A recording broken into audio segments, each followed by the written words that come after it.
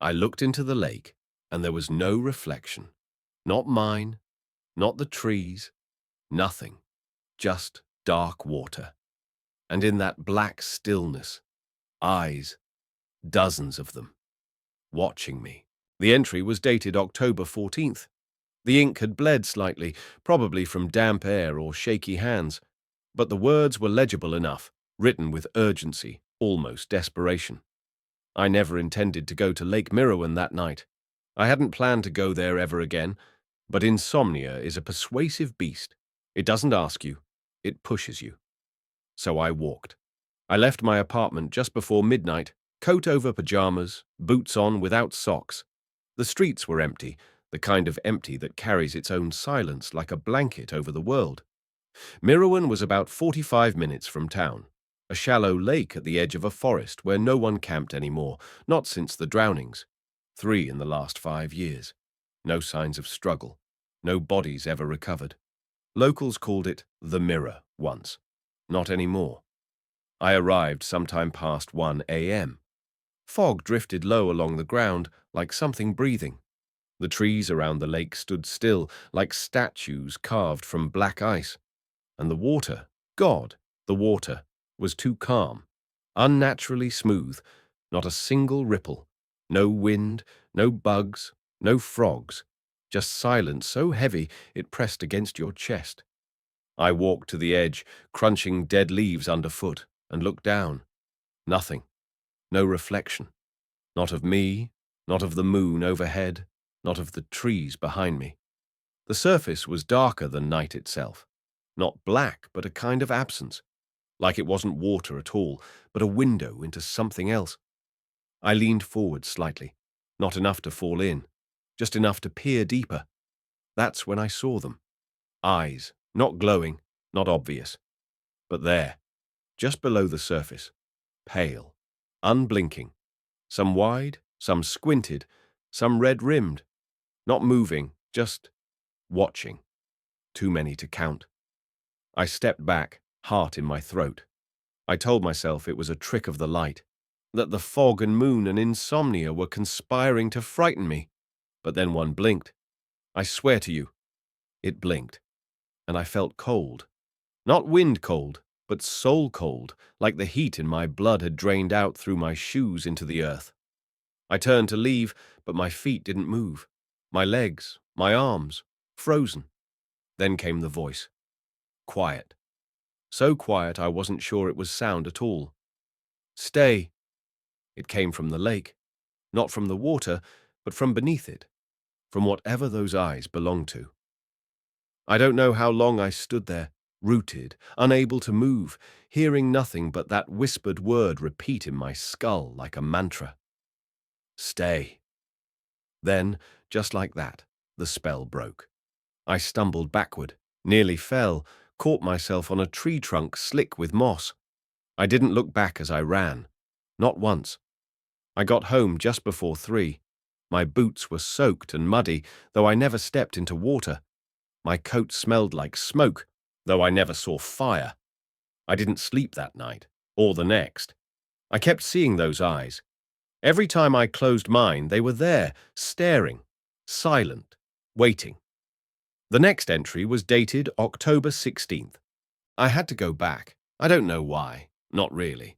Curiosity is too simple an answer. It was more like compulsion. A silent, building pressure behind my eyes. A pull in my gut, like gravity, like something left unfinished. The lake didn't want me to leave the first time. That was clear. But now, I felt like it was calling me back, whispering again and again, beneath the noise of my day, beneath every breath. So I returned. This time, I brought a camera. Just my old DSLR. Nothing fancy. I needed proof. Of what? I didn't know. That I wasn't insane, that something really was there. The trail was colder than before. The moon was hidden behind a film of thin clouds. I kept my flashlight low. Everything felt closer. The trees, the dark, my own thoughts. When I reached the shore, it was worse than I remembered. No sounds, no air movement, no reflection, just that terrible, perfect black. And again, eyes, waiting. I turned on the camera, clicked a video.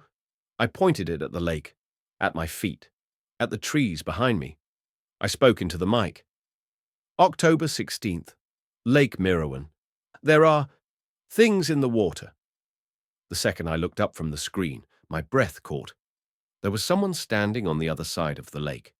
Just standing. Still. Watching. I zoomed in. No face. Just the suggestion of one. The blur of features. A shape too human to be a tree. Too still to be alive.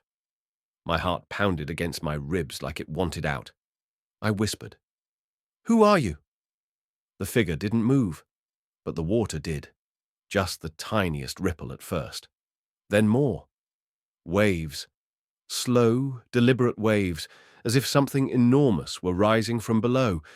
And then, a head. Not human. Too large. The wrong shape. Eyes like wet glass. Skin like old leather. It emerged silently. No splashes, no sounds. Just surfacing, foot by foot, until shoulders and chest breached the surface. And from behind it, more eyes. A wall of them. I dropped the camera. It hit the ground, lens down, but it didn't break. I scooped it up and ran. Branches slapped my face, tore at my jacket. I didn't stop until the lake was far behind me. When I got home, the camera wouldn't turn on. The battery was full, the SD card intact, but the device was dead, as if whatever I'd filmed didn't want to be seen again, or couldn't. The entry for October 19th was longer than the rest. The handwriting had changed, less controlled, less careful. But I read it anyway. 3 nights. I lasted 3 nights without returning. I told myself I was done. I threw out the boots, locked the camera in a drawer. I even booked a hotel 2 towns away, planning to leave for good. But when I woke up the next morning, the lake was in my dreams. I don't mean that metaphorically. I mean I woke up to the sound of water dripping, and when I opened my eyes, I saw fog in my apartment. My floors were wet, my sheets damp, and there, just outside my window, in the reflection of the glass, I saw the lake. Not the real one. The other one. The version without reflections. With eyes. They were closer now. Watching more closely. Waiting. I left the hotel plan behind. I knew it wouldn't help. You can't outrun something that lives inside your reflection. On the night of the 19th, I packed a small bag. Flashlight. Tape recorder. A fresh notebook. I didn't bring the camera. This wasn't about proving anything anymore. It was about answers. Or endings. The walk was faster this time. My body moved like it remembered the way better than my brain did. I barely noticed the chill, the growing silence, the way the trees leaned in, as if trying to listen. When I reached the lake, something was different. It was fuller. The shoreline had shifted. There was less space between water and forest. No reflection still, just that endless black. But this time, I didn't stop at the edge. I stepped in. The water was ice cold, yet it didn't feel wet. It clung to my skin like smoke, and when I looked down, I saw nothing. Not my feet, not the sand, just darkness. I walked until the water reached my knees, then thighs, and then I stopped. Across the lake, the figure was there again. Closer now. I could see more. Its outline wavered slightly, like it didn't belong entirely in this world, like it was flickering between dimensions. And then I heard it again. Sing. A whisper. Not a demand, not a threat, an invitation. I don't remember starting to hum, but I must have, because I felt it resonate in my chest. The same low vibration I'd felt on the first night, the hum of unseen voices. This time they joined me. I closed my eyes. There were more voices now, all around me, soft, mournful, echoing like breath trapped in glass. Stay! Join! Sing! My eyes snapped open. The water around me was shifting, and then, arms.